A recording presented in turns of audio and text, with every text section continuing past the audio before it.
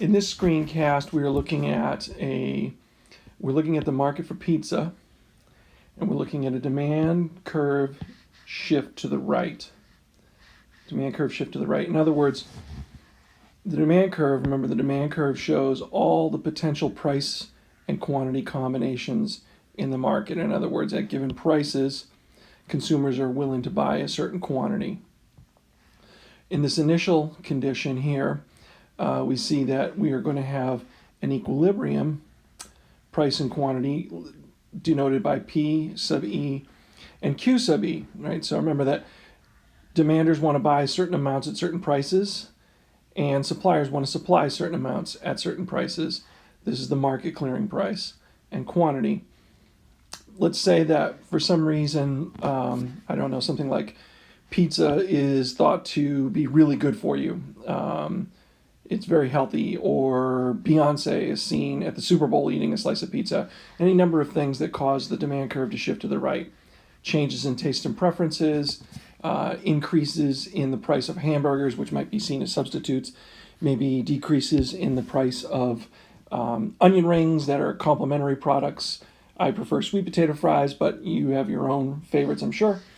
Whatever that, any change in the non-price determinant of demand that shifts the demand curve to the right will result in a demand curve that we're going to label D1. Now, what this means, again, remember, is that at the same prices, consumers are now willing to buy more pizza.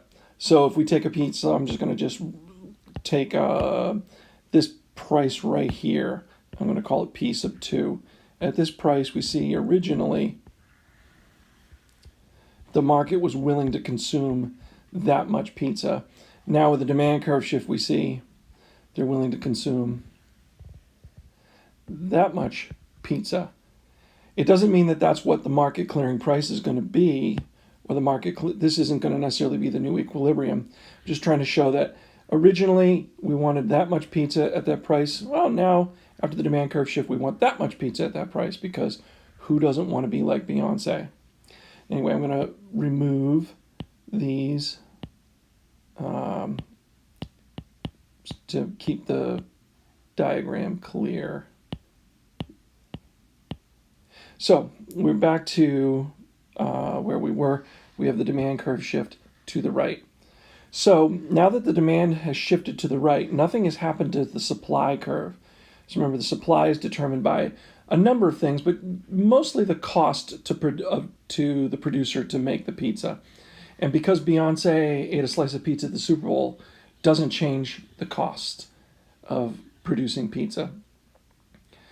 But what we do have is that at the original market equilibrium price, we now see that demanders want Q sub 1 slices of pizza.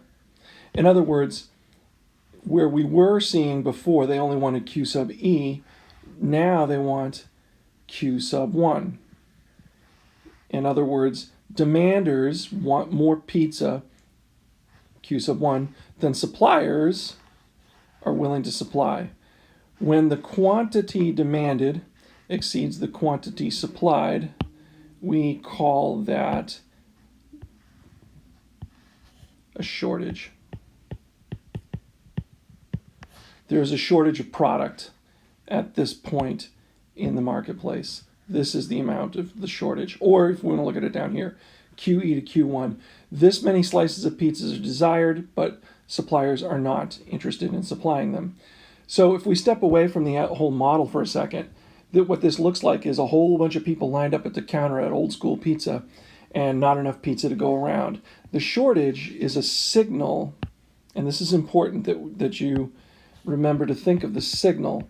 The shortage is a signal to suppliers to increase output and increase price. In other words, move along the supply curve, change the quantity supplied, and now sell Q sub E sub 1 slices of pizza at P sub E sub 1. By the way, parentheses, the reason I'm calling it PE1 and QE1 is to distinguish it between these first equilibrium, price and quantity. This is the new equilibrium, price and quantity. So this right here now becomes the new equilibrium. So again, what has happened? Demanders want more pizza at each and every price, or for every quantity they're willing to pay more, because who doesn't want to be like Beyonce? And then because of that, we see that at the market price now, in the immediate effect of that demand curve shift is a shortage. And then when there's a shortage, there's a signal to suppliers, hey, make more pizza and charge more for it.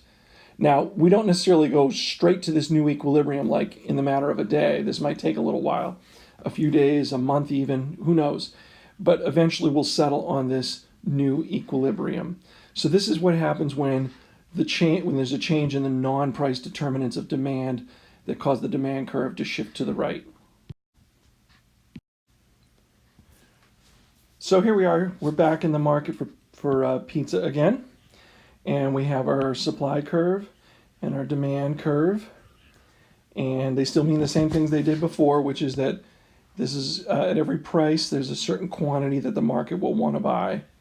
Or for every quantity, there's a certain price the market's willing to pay. That's two ways of saying the same thing. Same thing with supply. At every price, I'm just picking a price here at random. Follow it over. Boom. Onto the supply curve. There is a quantity that suppliers would be willing to supply, right? The law of supply would tell us that.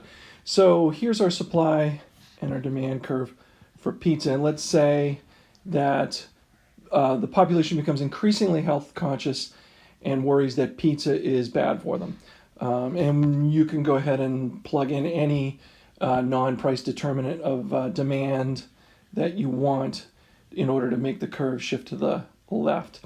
So if people started to think that pizza was bad for them, they'd be willing to consume less pizza at each and every price. In other words, if we were started with a price of pizza that was maybe this, we see that that's how much pizza people would be willing to buy. But that if the demand curve shifts at this price, we see that people wouldn't buy any pizza because it doesn't even hit the demand. It doesn't even hit the demand curve. So people are willing to buy less pizza at each and every price when the demand curve shifts to the left. So I'm going to go ahead and get rid of this. At least I'm going to try to. And here we go. Just to keep the graph clear. So assuming now that the demand curve has shifted to the left, what do we have going on? Well, people want to buy less pizza at each and every price, but suppliers, their supply curve hasn't changed. They're still going to want to supply the same pizza at each and every price. Nothing has changed for them. At the original equilibrium price, P sub E, we see suppliers wanted to supply Q sub E. Demanders would eat that much too. But when the demand curve, D1, has shifted to the left, we see that, let me just go ahead and indicate that a little more clearly, has shifted to the left. We see now that demanders, instead of wanting this much pizza, are only going to want that much pizza, Q sub 1. So this amount here, we would now call a shortage, a surplus, misspoke, a surplus of pizza. The surplus tells the suppliers that they're trying to sell too much pizza at too high a price. In other words, this is like old school pizza, making a bunch of pizzas that go unsold at the end of the day. So this is the signal, and remember that we're very concerned about the signals. This is a signal to the market and to the supplier, to lower your prices and reduce the quantity you supply. Reduce the quantity. Again, there's no change to the supply curve itself because the cost of producing a single pizza hasn't changed. But they're just the incentive to make a lot of pizzas has changed because they have this surplus at the original price. So eventually we'll reach down here and end up at a new equilibrium.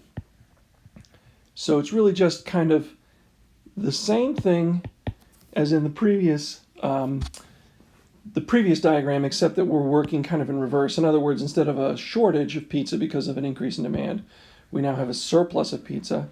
This is more pizzas than customers, right? So this distance from Q1 to QE, or if you want to look at it up here, this distance here indicates all the pizzas that are made but not bought. If you then reduce the quantity and drop the price, you'll see that you end up at Q sub E sub 1. Okay, so we're still here in the market for pizza, and this time we're looking at the supply curve, supply curve shifting to the left. There's any number of reasons why the supply curve might shift left. In this case, let's just say the cost of cheese increased. And because cheese is a factor of production, and it is when the price of factors of production increase, that means that for every quantity of pizza made, whereas before the supplier might be willing to accept this price here for this quantity of pizza, now because each pizza costs a little more, they're going to say, I want this amount of this price for this quantity. In other words, they're only going to make this if they can get a higher price for it, because now it costs more to make, so they want to have a higher price to cover their costs and still make a profit. In any case, this is the supply curve shift to the left. Think about all your different non-price determinants of supply, and any one of them that causes the supply curve to shift to the left is going to have this impact on the market. So where are we to start with? Well, we start with an equilibrium here. In other words, at the original supply curve and demand curve, demanders and suppliers come to a market clearing quantity of Q sub E and a market clearing price of P sub E. That's what the equilibrium is, right? Everybody who wants a slice gets one, and every slice that gets made gets sold, so everybody's happy. When the supply curve shifts, we actually see that at the original price, we now have a situation where suppliers only want to supply Q sub 1. So again, at the original price of P sub E, they only want to supply Q sub 1. This creates what we call I'm going to use black ink. This is what we call a shortage. In other words, there is this much pizza being supplied, but this much pizza is desired. In other words, there are people showing up to Old School who want to order and eat this much pizza, but Old School is only willing to supply this much. So customers are going away empty-handed. Now, smart supplier is going to see that they can raise the price, and go. Actually, I probably should have drawn the arrows from this side. Let me do that. They could raise the price and increase their output a little bit until they get to a new price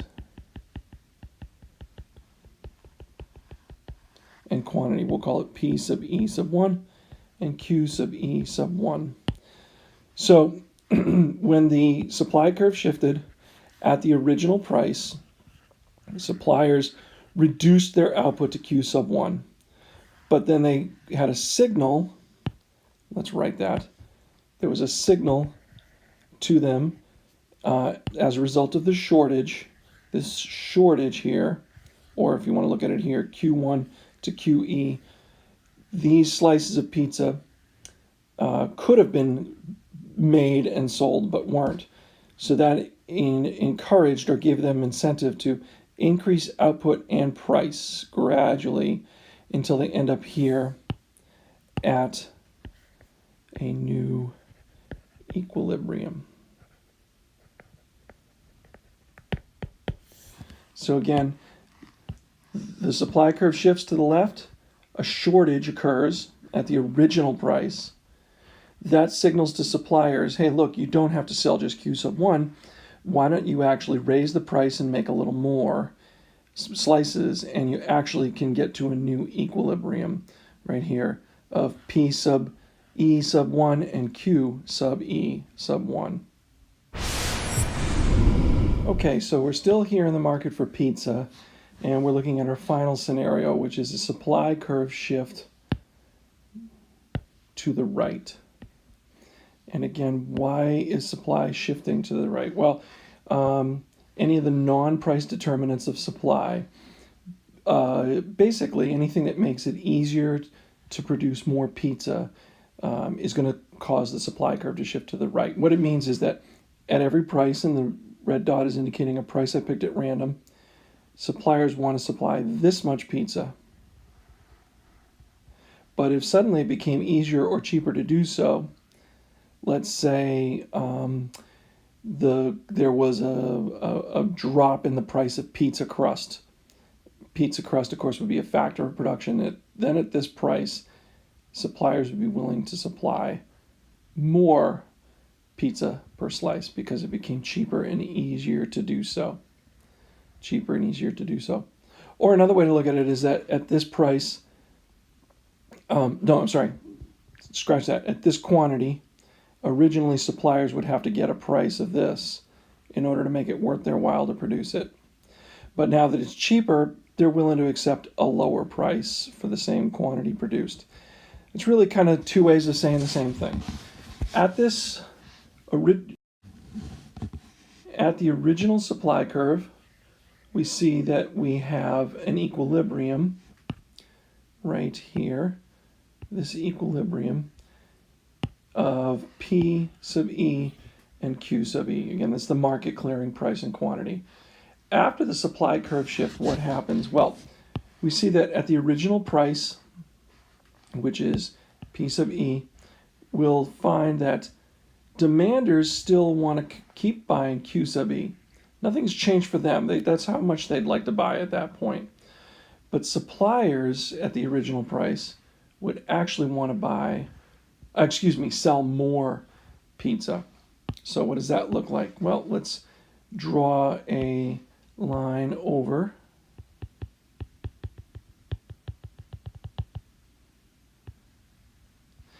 to the supply curve at the original price, and then draw down, and we see that we now have a situation where at this original price, suppliers would like to sell Q sub 1. But remember, demanders only want to buy Q sub E. So what do we have? We have the dreaded surplus. Well, it's not that dreaded, I guess, but we have a surplus, meaning that we have more pizza being made than people want to buy. This is a situation where pizzerias have pizza on the shelf at the end of the day. There just weren't enough people to buy them. So what they realized from this is that they should drop the price and reduce the quantity that they supply. Now, will they do this the very next day, overnight? They'll probably make some changes pretty quickly, but remember, the equilibrium adjustment will take time. What happened? Well, they realized that they're making too much pizza here. So they want to make a little bit less pizza and drop the price, a little bit less and drop the price, a little bit less and drop the price, until they get to a point where they realize that they have returned to clearing the market. This is what we would call the new equilibrium.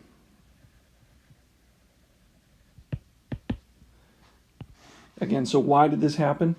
This happened because the surplus signaled suppliers to drop the price and reduce the quantity. That's what we see right here, this movement from here to here. So we have a new equilibrium. P sub E sub 1, Q sub E sub 1. Original supply curve